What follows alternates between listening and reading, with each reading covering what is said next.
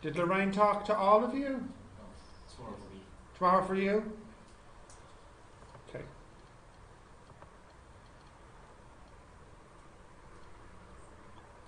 Come on.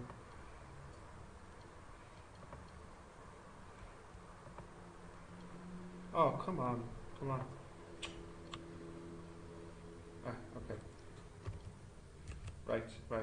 Dropbox, DIFC, workbook, physics, waves, interference. Yeah.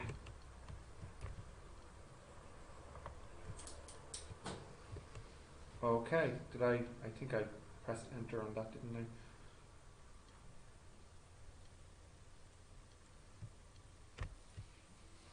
Interference, if you can write that down, please.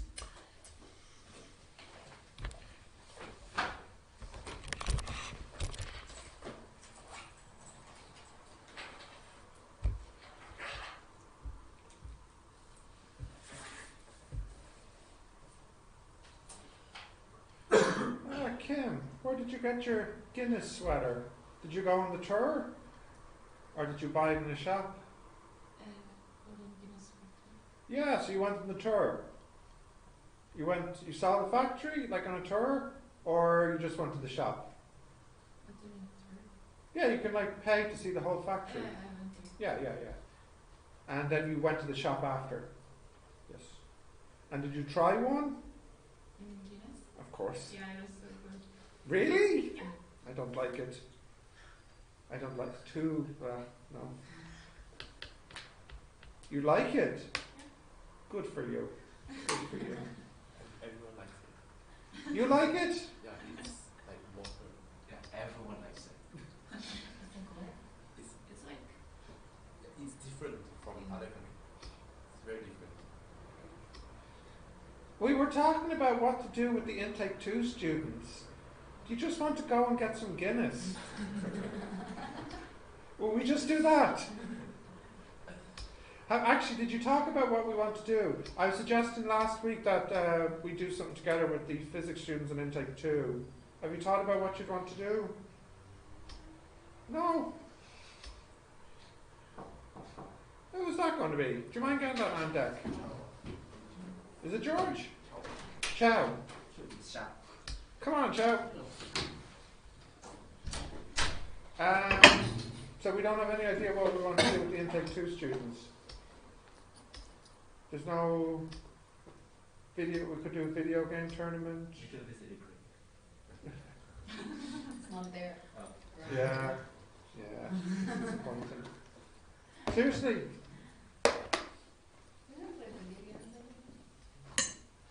I'm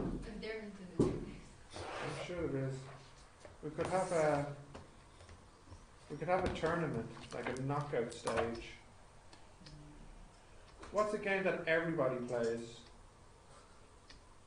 We all play different games, so. Yeah. What's the oldest game we play? What's an old school game? The oldest one we play? What? Red Alert, okay. Street Fighter? Street Fighter is a classic Chinese game. Street Fighter. Which Street Fighter?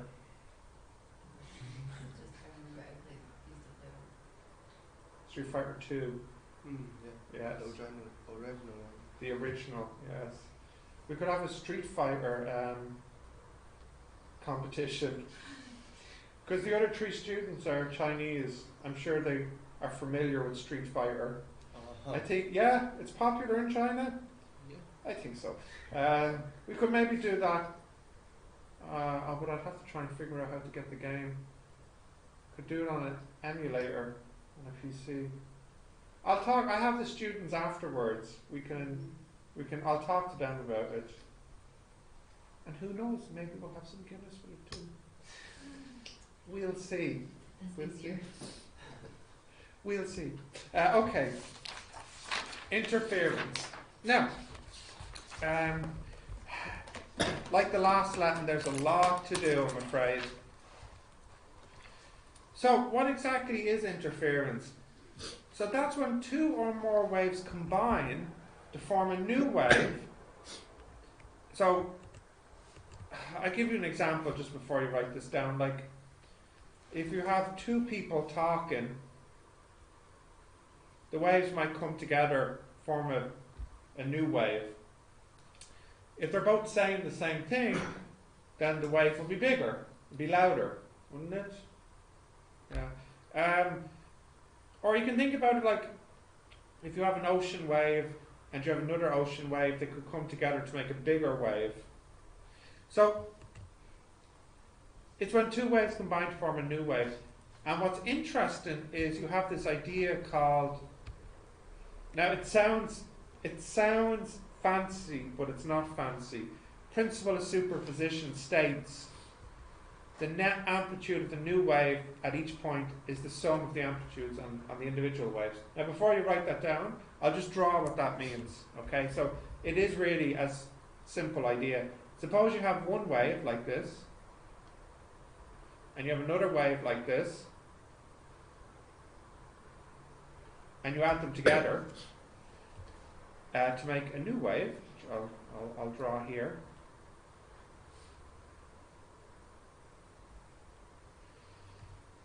The height would equal the height here plus the height here. The heights add, that's all. So, for example, when this goes up and this goes up, they both go up. Or when this is going down and this is going up, then it will go up a little bit. So, for example, if this is 1 meter and let's say this is 1 centimeter, then this height here will be 1.01 meters. So it adds normally, okay? So it's a very, very fancy way of saying the heights just add. That's all. That's all. Now, you'll need to copy all that box down, I'm afraid.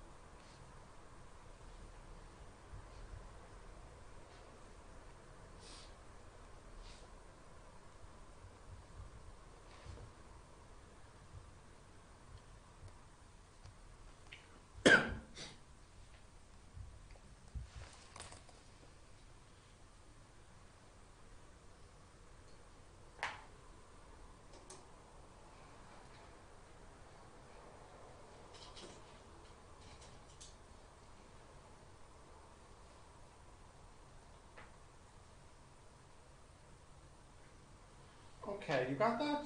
Yeah. Have you seen this before, or is this a new idea? Yeah. Yeah. Basically, the height of the wave add or subtract is shown. So, you know, if you have wave 1 and wave 2, they add together to make this wave. So you see here, this is a crest and this is a crest, so this is an extra big crest. But here, when the wave is going up, this one's also going down. So if you were to add these together, it's like this minuses this, takes away from this. So that's why it doesn't go up as much, you know. So I think that's okay. Now, some more vocabulary, I'm afraid. Two wave sources are coherent if they have a constant phase difference and the same wavelength. So here's a picture. So if you look here, here's the crest of the top wave, here's the crest of the bottom wave, and you can see this is their phase difference. remember phase difference is the difference between their crests. Now, where's the next crest? Here it is. And where's the next crest here? Here it is. And you see this distance is the same as this. This crest, the distance between the crests are the same again. So they have a constant phase difference. It means the distance between the crests are constant and the same wavelength. So the wavelength is the same length for both. We call these two waves coherent. Now I think it would be very good if you can draw this as well as an example.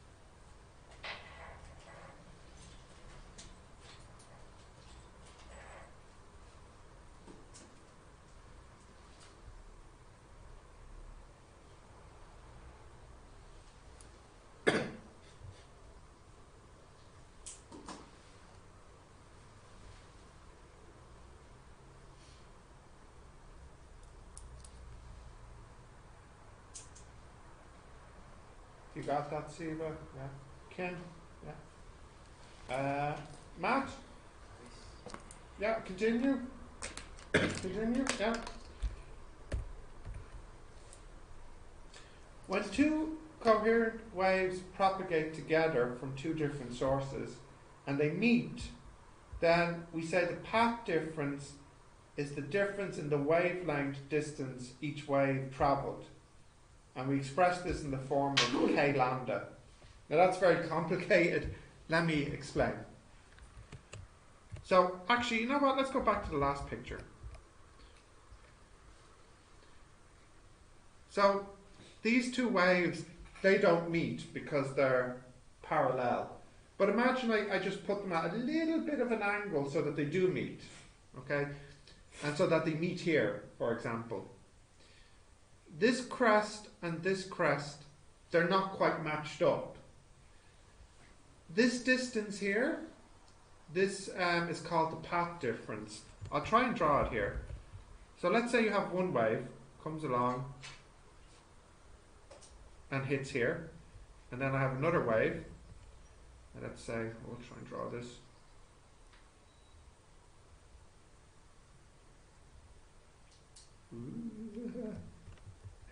Nearly. Okay, so if you look here at the first wave, I'll just draw a line here. It meets when it's at the trough, not the crest, at the trough. And then if you look at this wave, it meets when it is in the middle of its cycle. There's the crest and there's the trough. Okay. How much would you have to move one of the waves so they both meet on the same point in their cycle? Well, this one is in the middle, and this one here is at the top, and the middle is actually here. So there's not much, there's only this much of a distance, and then they would have met at the same point. How much of a distance is that? Well, let's try and work it out. Here, this is one wave, trough to trough, and here is half a wave. So this is a quarter of a wave. So here you would say the path difference is a quarter of a wavelength.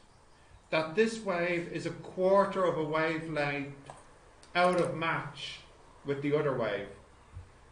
You know, it's kind of like I can show it here with like you know, if I can take your book for a second there. So like if this is one wavelength, if the two waves meet so that they're like this, then there's no path difference. But imagine that they meet so that it's like this. Then there's half a path difference between them. And this would be like a quarter. And this would be a half, for example. That's what we mean by path difference. Which one's yours and which one's mine now? My one has notes on it. I feel like that's yours. I'll tell you now. Yeah, I think so. And so that's path difference. And we usually express the path difference as k lambda. So do you see in this example the path difference is 0 because both waves meet at the same point. Whereas this one here, it's really hard to see, but this one is half a wavelength, but you can't really see it. No, it's too difficult to see. I think my picture is a little bit clearer. This is an example of a quarter of a wavelength. Okay. This is important. This is important, this path difference. So what do you need to write down? Let's see. Yeah, I think that's enough for the definition. Yeah, yeah.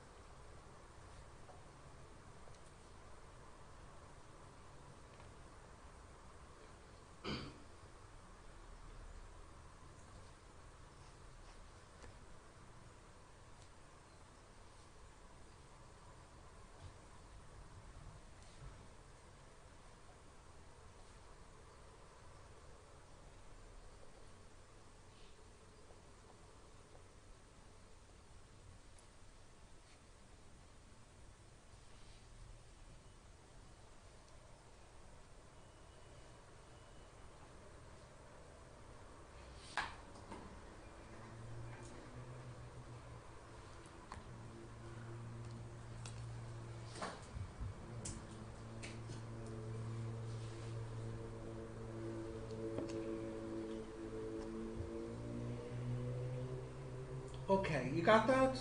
Yeah? Is the idea okay here? The picture's kind of hard. Anyways, we're talking all about this because we can have special types of interference. The first type is called constructive interference.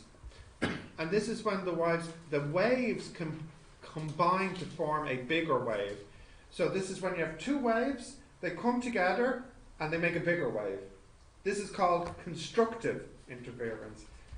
So you could probably guess what destructive interference is. What do you think? Yeah, the two waves come together and they make a wave which is smaller in amplitude. And then you have completely destructive.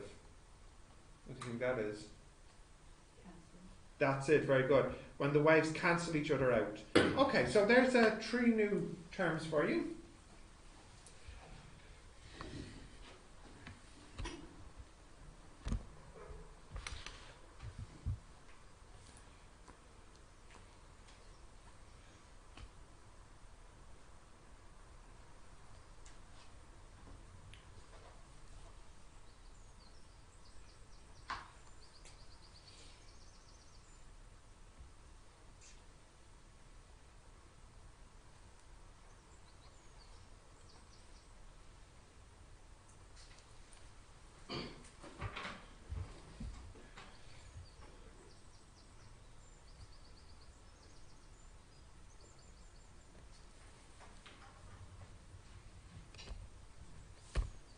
picture as an example.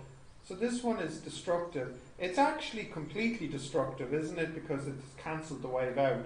So when this wave goes up, this one goes down, together you got nothing. And this is almost like completely constructive. These two waves are the same. And when they add together, it's twice as big.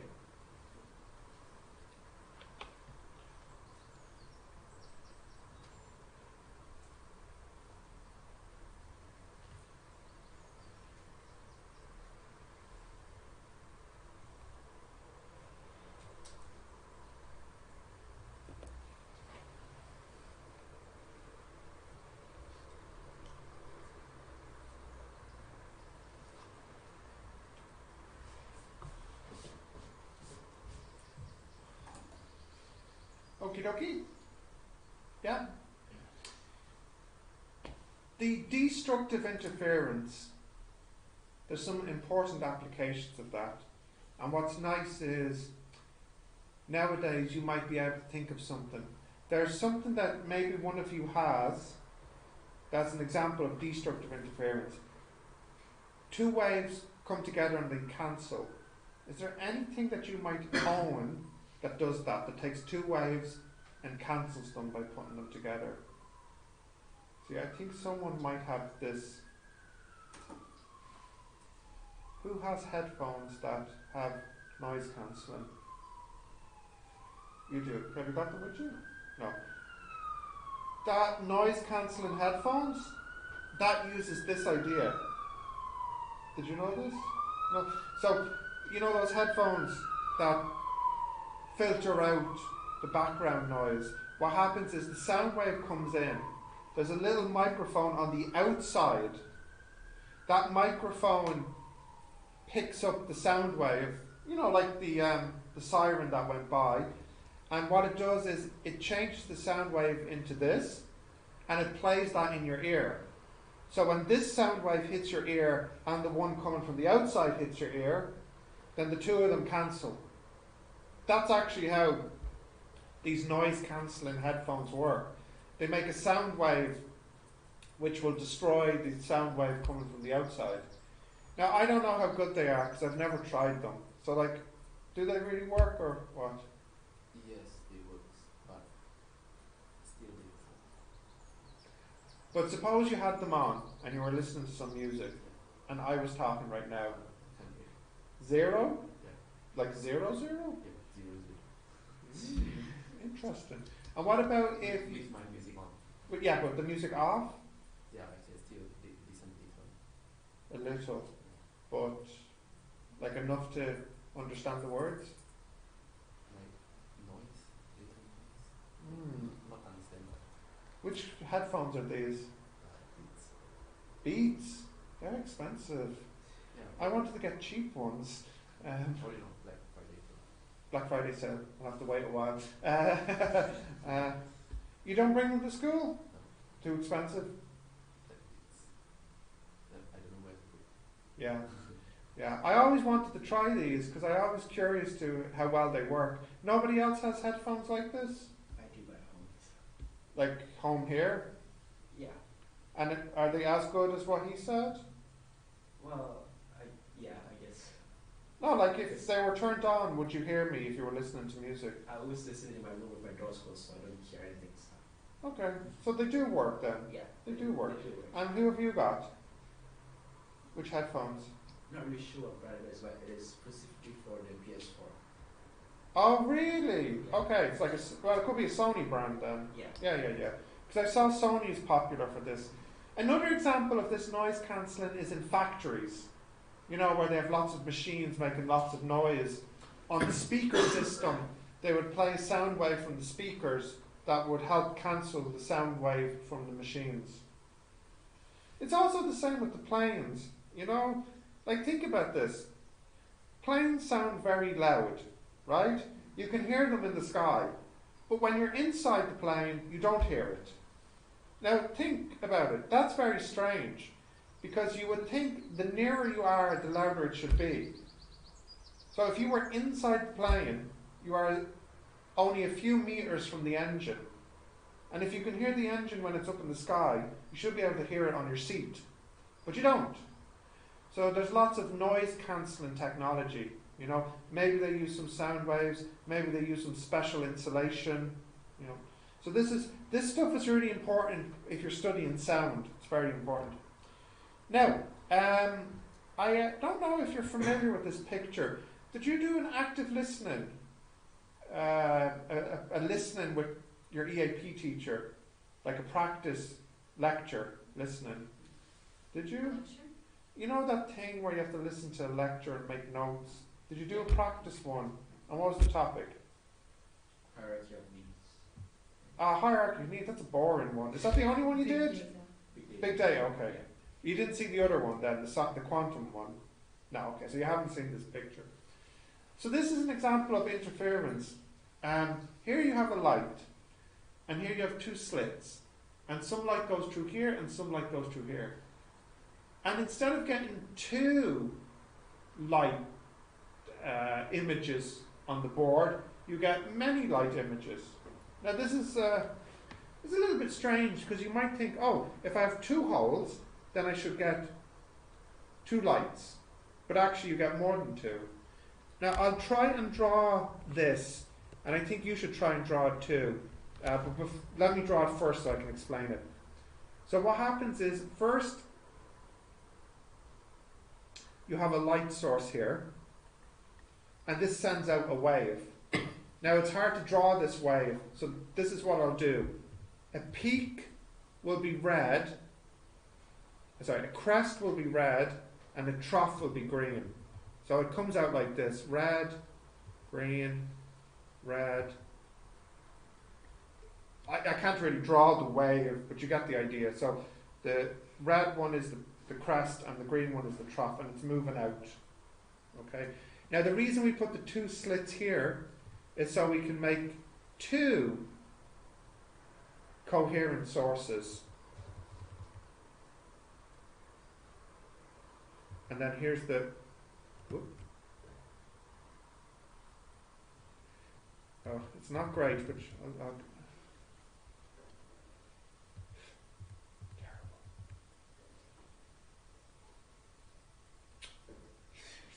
oh, it's gone a bit crazy.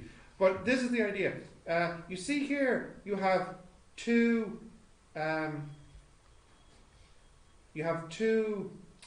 crests that came together. So should the wave here be big or small? What do you think? If two crests come together, what will happen? The new wave will be bigger. Yeah. So this one will be very bright. But here the crest meets with the trough, and what happens here? Smaller. In fact, it's gone. If the crest meets with the trough, they cancel. So here you have no light. And then here, if I draw another green one coming out, oh, that's red. Here you have no light. But then if I do another red one,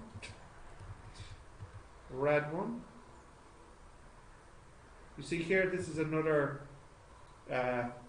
crest. So it's making a bigger crest. So what's happening, but you can't really see here, is some of the crests meet some of the other crests, and this makes it very bright. But then some of the crests meet some of the troughs, cancels, and then it's dark. So this here is called an interference pattern. And you can make this with just a piece of paper with two slits and a light source. And this experiment was done like 300 years ago. It's a very old experiment. But it shows that the light must be a wave, because this can only happen if you have waves, because this here is crest and crest, crest and trough, crest and crest, crest and trough. That's how it's made. So I don't know. Do you want to draw this? Would it be good for you to draw it? Would it be? Oh, I did draw it. Yeah. So I explained here what's happening, but I explained in my little picture here. I think what would be nice is if you can try to draw this. You don't have to make it as nice as this, just get the idea. Light, two slits, and this pattern here.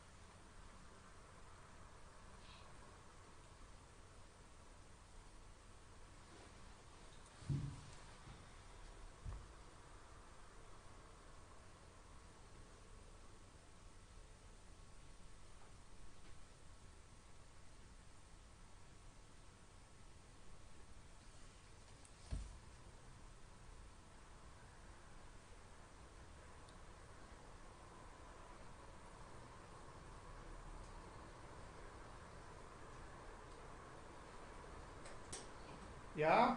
Got that? It's called an interference pattern.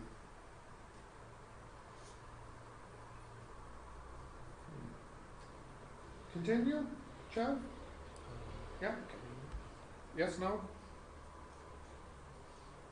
Yes, no? Yeah, yes. Yes, okay.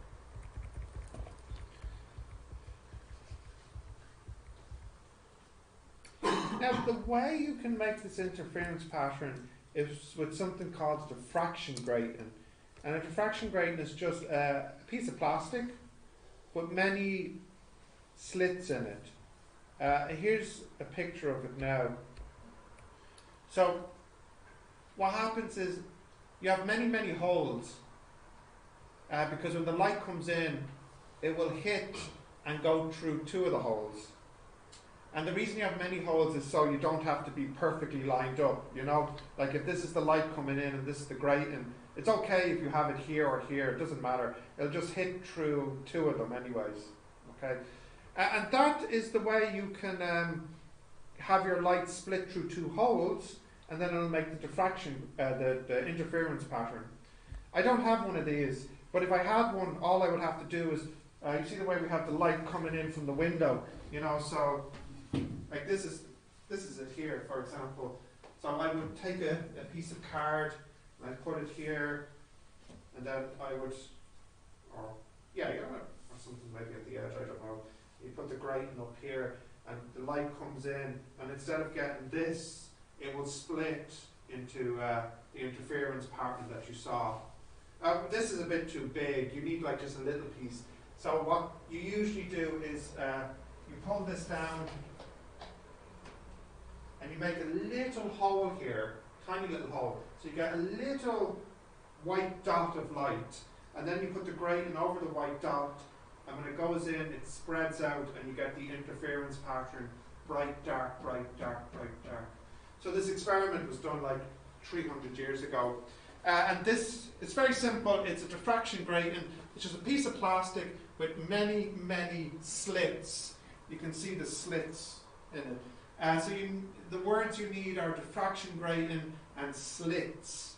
I think you should write those words down. You could draw this if you want. It's just a square with slits in it.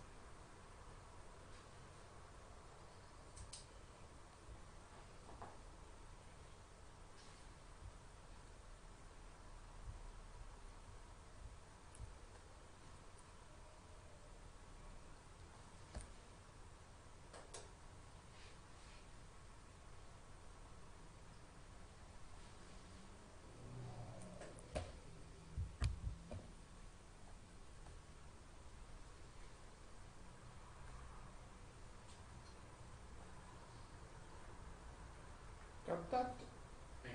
Yeah.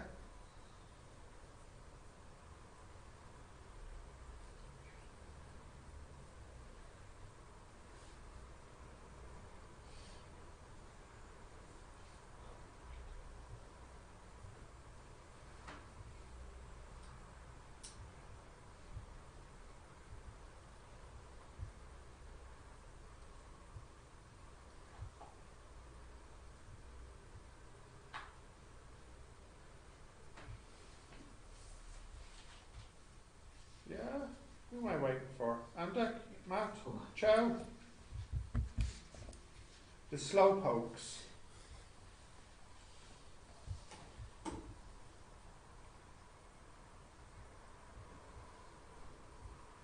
Where'd you go for lunch today? What do you usually get? Like what did you eat today? Burger. Plain old burger? Are they nice? I've never tried their burger. Cheeseburger? Like a beef burger? No. Chicken burger? Oh, right, okay. What price is it? 2.5. That's good. Okay.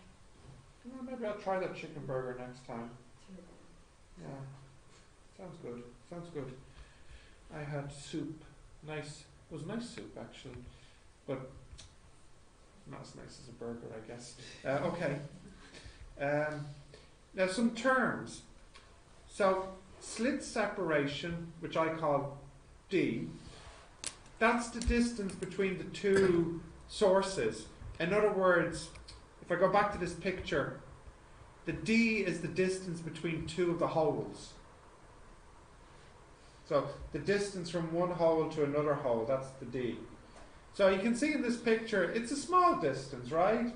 Like it's probably, like look at the fingers, you know.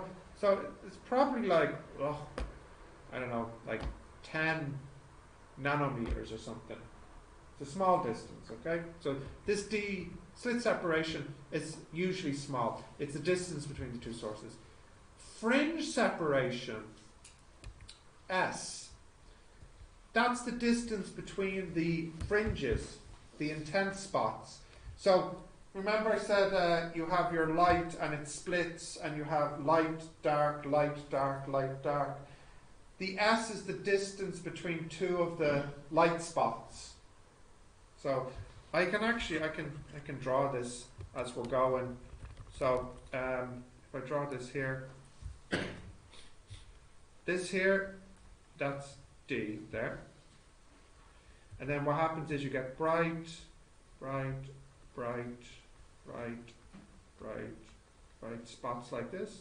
So we'll call this distance here, that's S, that's the fringe separation. The next one is the angle, theta. So in this picture here, that's the angle from here, as an example, say, to this one, as an example. That's an example, theta. Angle, the angle the wave makes with the normal to the plane. So remember, this is called the normal. You can call this the plane and this the plane.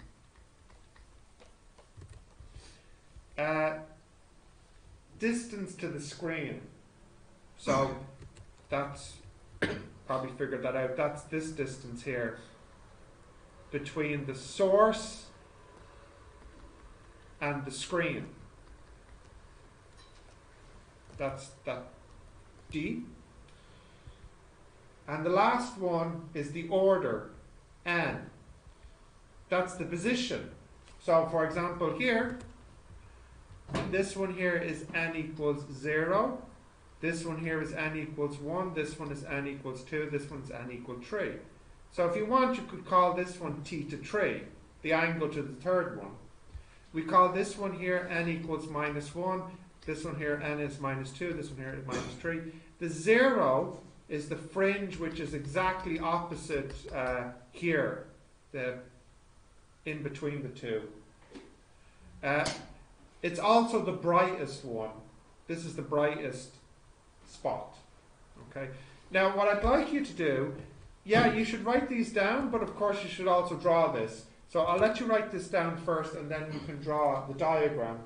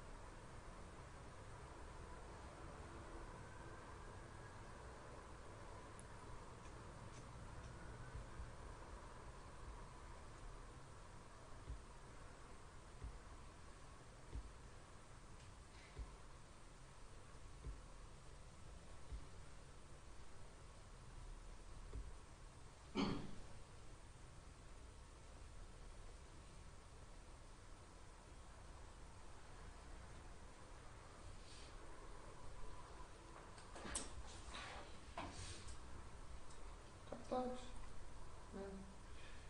Yeah. Almost there. Yeah, no problem, yeah. Does anybody have speakers which you can separate, like a left speaker and a right speaker? Or is everybody's speakers kind of just one piece, is it? Okay. I was going to show you something, but I can't. Don't think I can. And look, this TV has one or two speakers. I don't even know where they are. Is that one at the bottom?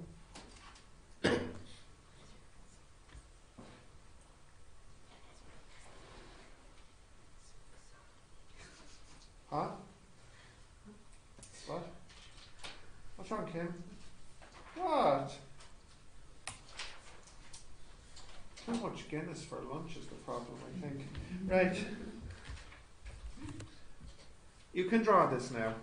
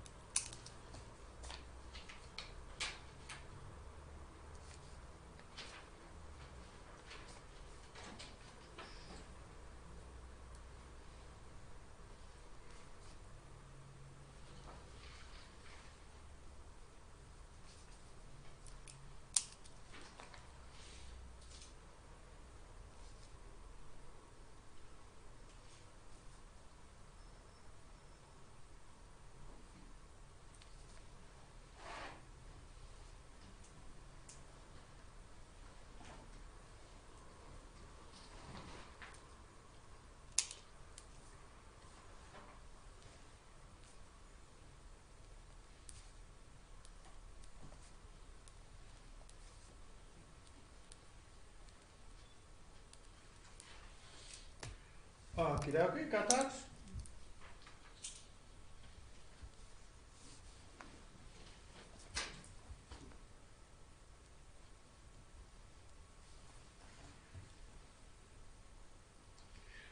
Oh yeah, I'm doing your active listening on February. Did Connell, wait, who's your EIP teacher? Connell? Did he give you the topic that you'll be doing? Math science. Did he give you something to read? Yeah.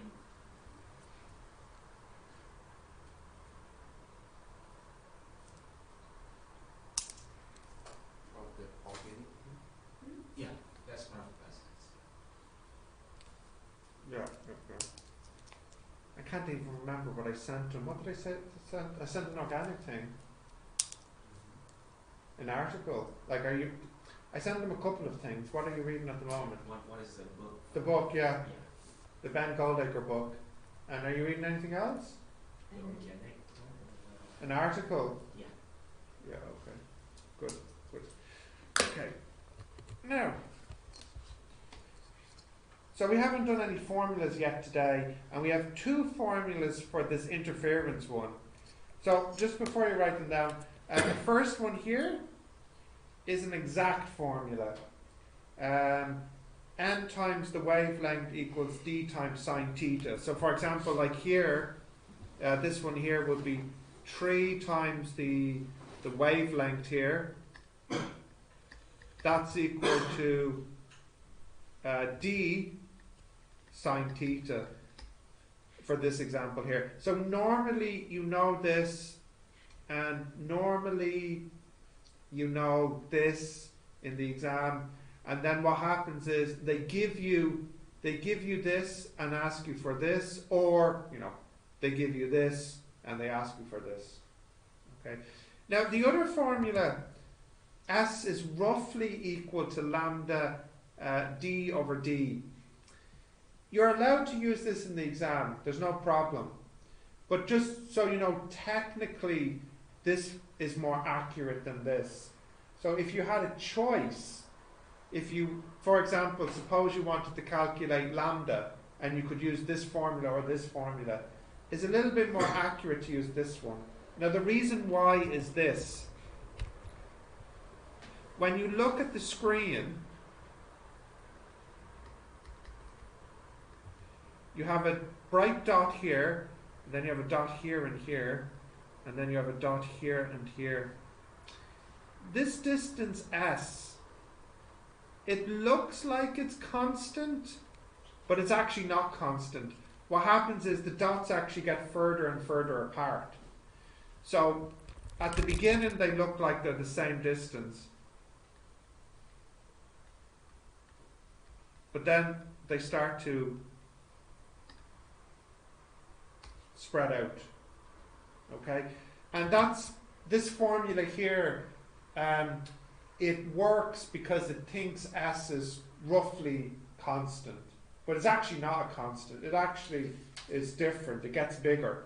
But in the exam, they don't really care about that so much. So you can actually use both. And some questions in the exam, you can only use this one. Okay.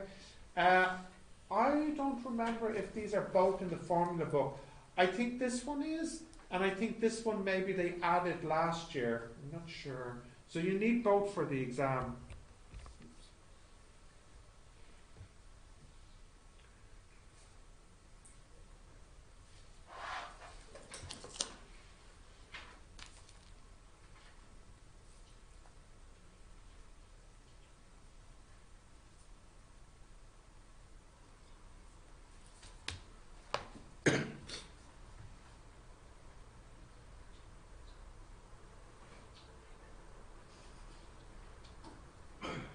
She tell you? I have a bomb. You have a bomb. She has a bomb, or you have a bomb? We both have one. That's so racist. So racist. It's a phone. It's a phone. It's a song. Oh man. Whose? A racist song. A racist song. Nice. Anybody I know? Would it anyone famous? No.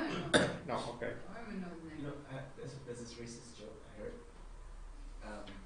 The question is, how do you know that Allah is a true God? Because So far, this is already dangerous. Go on. because the world started with a Big Bang. Oh, it's a good thing. It's a good thing I'm not offended by that. Yeah. I mean, I'm Muslim, I'm not really offended. That's like a good one. I'll remember that now. But to be used at special occasion then, when I really feel the need to use it, yeah. Not one for the classroom.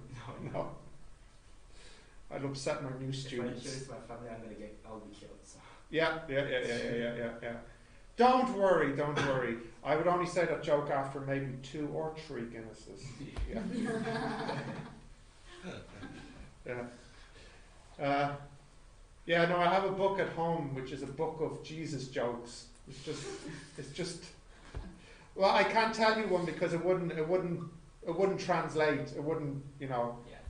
There's too much cultural context to it, so you wouldn't get the jokes anyways. But no, it's funny anyways.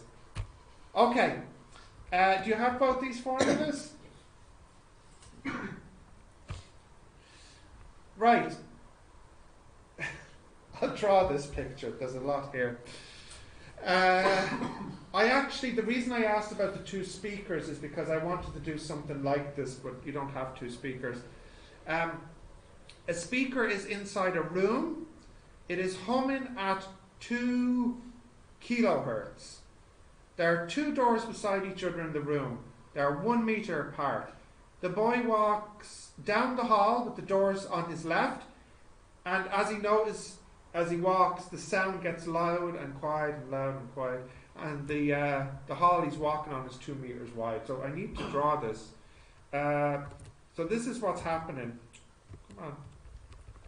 So you have a room. And you have your hall. And you have here 2 doors. And I tell you that they are 1 meter apart. Okay? And then you have your hall.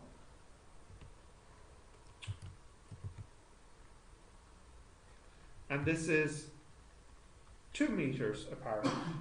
And the boy is here, and he walks along the edge of the wall. And here you have some machine, and it's making noise. And its frequency is 2,000 hertz. And the speed of sound is 330. So the sound is coming out at 330 meters per second. Now you might think what will happen is this. Here's the boy. As he gets closer, it gets louder. Then it's loudest here. And then as he walks away, it gets quieter. But actually what happens is, as he walks along the wall, it gets loud, quiet, loud, quiet, loud, quiet. Which is a little bit strange. And I used to do this in class, but this room doesn't have 2 speakers. So I used to make 2 speakers with this frequency, and I'd have the student walk along the back wall, and they would hear it going loud, quiet, loud, quiet. And what you're hearing is the interference pattern between bright, dark, dark. Okay? So let's see what we need to calculate here, now that we have the picture. What is lambda? Okay, so what formula can I use to get lambda? I know V and I know F. So it's a formula from last week. What formula could I use? V over F. Yeah, that's it. Lambda equals V over F. So that would be 330 over 2000. Right, what's that, please? You can give me that number.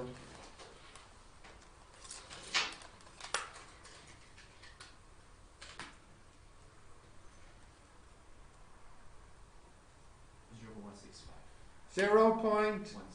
0.165 meters. B. Is that okay? That's okay, isn't it? Guys, is that okay? Yeah. B. How far apart are the peaks of the sound wave? So as he's walking here, it'll be loud, quiet, loud, quiet, loud, quiet, loud, and so on. So I want to know how far apart these are. So yeah, see, but what formula can we use? I think did you see it there? That's it. S equals lambda D over D. In this one, that'd be 0.165. What's the big D here? 2. Very good, because it's this distance here. And the small? 1. Good. Good. So what's that? 33, is it? Is that right? Yeah, I think so, right? Yeah. Okay. Yeah. Yeah, continue. C. what is the angle of the second order fringe? So there's the first one, 0. Sorry, there's 0, there's 1, and there's 2. So I want to get 2 here. I want to get this angle. Okay? So my formula is n lambda equals d sine theta. What's the n here? For this one? This second order. 2. 2, good. The lambda is 0.165. The d is 1, and I want the theta. So theta is sine inverse 0.33. What is that, please? So how do we know n equals 2? Oh, I said it in the question. I said, what is the angle of the second order? That means n is 2. Like first order, second order, third order. That's what you call them, orders.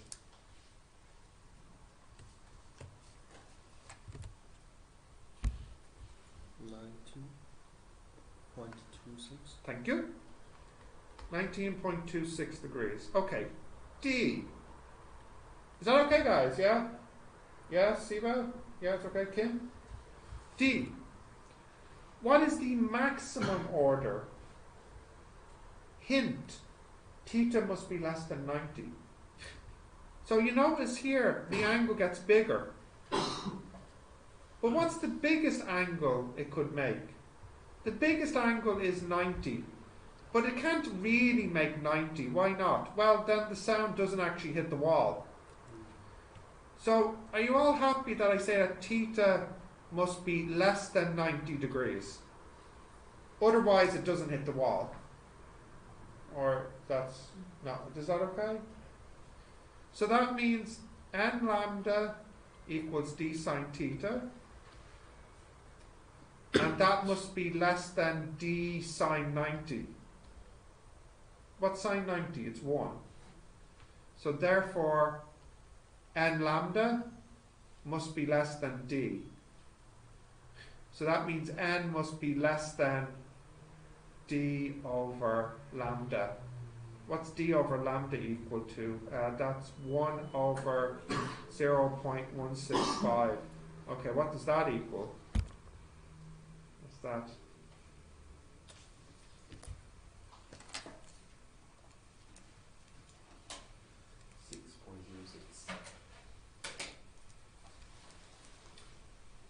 So what is the last order? 6.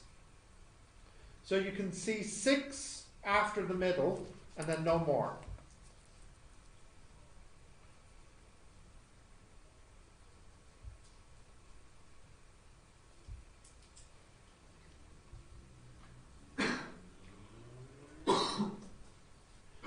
By the way, if the answer was 5.99, what would the n be? 5, very good.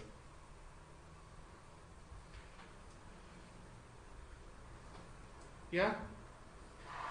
You look confused, Siva. You're confused? If it's 5.99? Because the n must be less than. You're not allowed to round up, because if you round up, then your angle goes past 90. So like this is what you might call strictly less than. You're not even allowed to round up. It has to be less than. Is that okay? Yeah. E. How long until the boy no longer hears the humming? So in other words, I want to know the distance he can hear the sound. Now, we said the maximum is 6, okay? So it'll look like this. This will be 0, and then there's 1, and there's -1. So, you know, he's walking along, and it goes, how far down? -2, 3, 4, 5, 6. And then here's 0, 1, 2, 3, 4, 5, 6. So this is what happens for the boy. As he walks, he hears, oh, I hear some sound. Oh, it's gone. No, I hear it again. No, it's gone. It's back. And so on. This is the last time he hears the peak. And this is the first time he hears the peak. So that's 1, 2, 3, 4, 5, 6, 7, 8, 9, 10, 11, 12. In other words, it's 2 times n max. How long is this distance? Well, if each of these are roughly s, then it's 2 times n times s. So that's 12 times, what did we say s was? Did we get it earlier? 0.33 we said. So that's roughly 4 meters. Isn't it? Yeah. So he walks for 4 meters. You can hear this sound going up and down, and then that's it. It's gone.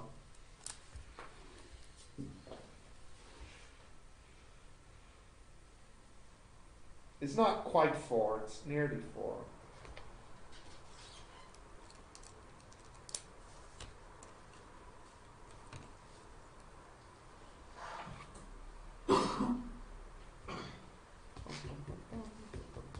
Got that? Oh, what happened to your hand? What happened to your hand? Punching someone, was it? You gave someone a bit of this, was it? Okay. Fighting over the last Brevita biscuit, was it? Did you stock up on the chocolate ones? Did you buy some of the chocolate ones? No, I can go. Ah, okay. Hurry before they're all gone. Okay. Do we have all of this? Yeah, I don't know. Is there another example? There might be. No, there's not. Just the one example. Now, what I will say about this in the exam, it's kind of interesting because in the exam,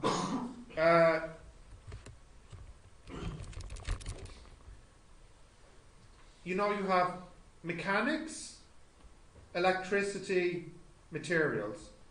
Mechanics, electricity, materials. And then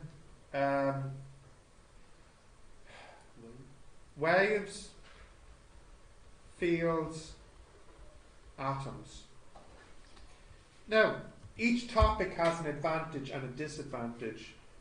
The big advantage, the big plus about the waves is that it's a small chapter, which means there's not a lot of different types of questions they can ask you.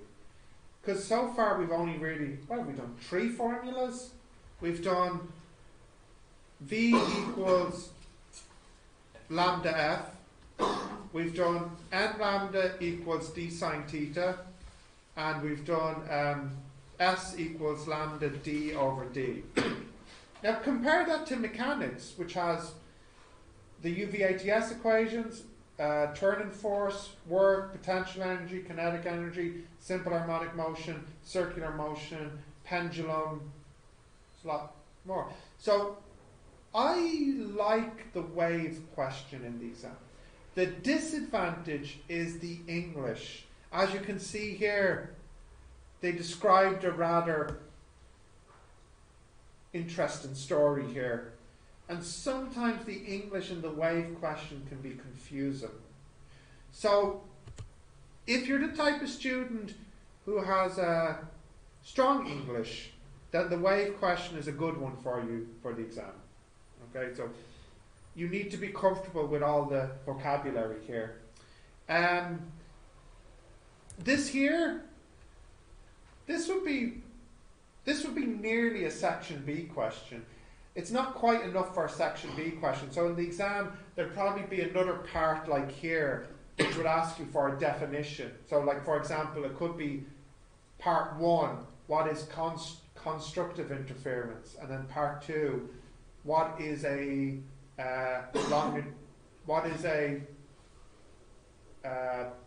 difference between a longitudinal and a transverse wave? Or, something like this.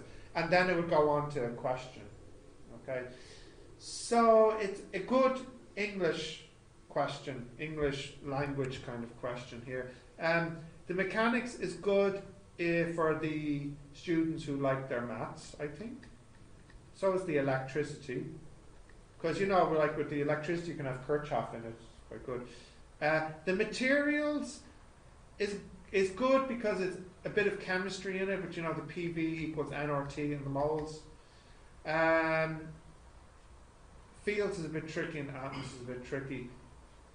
I really, really think waves is one of the questions you should try to do in the exam. Waves is a good one, materials is a good one, and atoms is a good one. The only problem in the exam though is that you don't get all 6 in section B in the exam. Sometimes they would do something like, you know, not having materials and maybe have, you know, just the other 5. So I think you choose 3 questions from 5. But they told me that there's always 3 from semester 2 and 2 from semester 1. So it means straight away one of these topics will not be in section B in the final exam. But which one? Don't know. And you might think, okay, well if there are 3 topics in section B, well that's good. So I know that it will be 1, 2 and 3. Sometimes what they do is they might delete one of these and make 2 of one of the other ones. So this is what I mean. You might think that you have a choice and you have a little bit of a choice, but you don't have as much of a choice as you might think. So waves is a good one. You should be prepared for the exam. Now, if I look in the book, the question I gave you, what did I give you? 1, 2.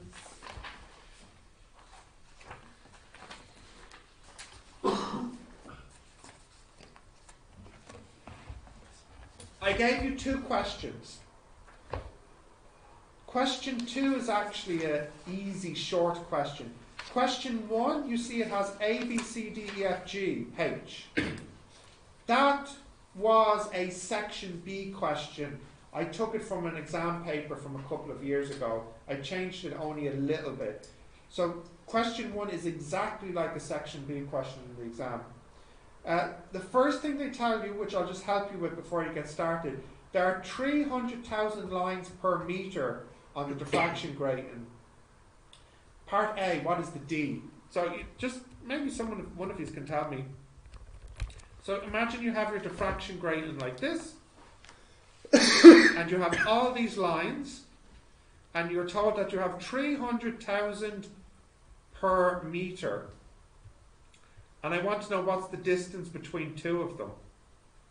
How could I work that out? What could I do to calculate it?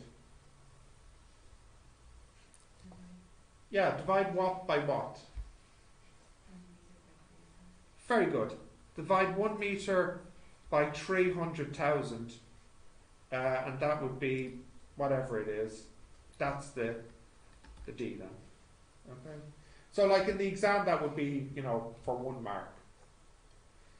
The problem is, if you get that wrong, what happens, Matt, if you get the first one wrong, but you need it for the other parts? Yeah. Now, you don't lose all the marks, but you do lose some of the marks. So for goodness sake, always double check the first calculation in the section B question. Double check it, make sure you got it right. Okay, now I don't know, can we do both today? Not really, because I was thinking that today's lesson is a double lesson because it's a full section B question. Like a Kirchhoff. So we'll make this, we'll just make this a double lesson. If you want to just use the rest of the time to try both these questions. And if you can do these questions, good job, then it means you could do the exam question for it. All right? So can you try question 1 and 2? Chow, can you put the light on, please?